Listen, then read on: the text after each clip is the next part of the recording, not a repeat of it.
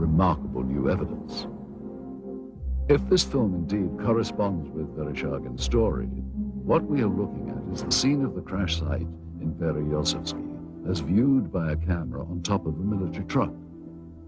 The focal point of this scene is here, and indeed appears to be a disc embedded in the ground.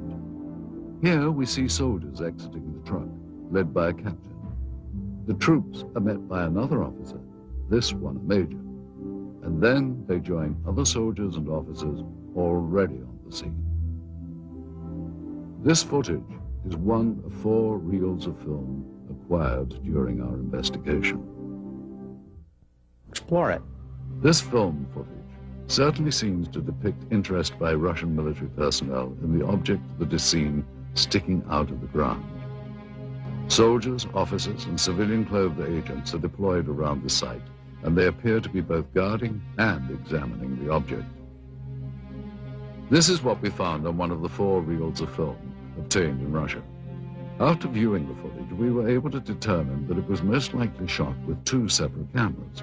One apparently a handheld camera, which starts out on the approaching truck, and a second one seen here on a tripod. As the soldiers march past, you can see the cameraman turn to follow the troops. Here we cut to the other angle, the point of view from the tripod camera. And here you see the handheld camera as the truck pulls up.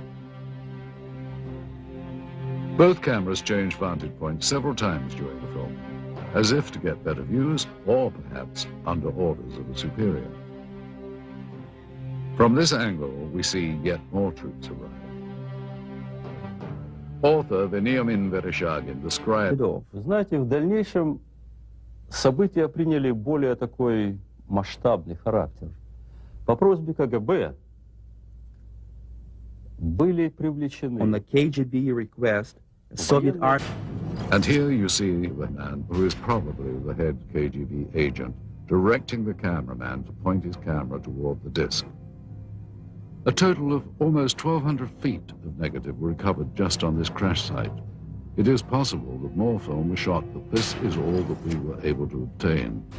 None of this film depicts the removal of the disc itself, and at no point do we see inside the object. From this angle, we do see the handheld camera shooting behind or inside the disc.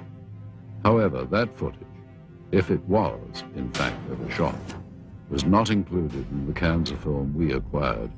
We can only speculate that it may still be at large. We must also speculate on how the object ended up here, based on information from where did this object come from and how did it come to crash here? And more importantly, what has happened to it since?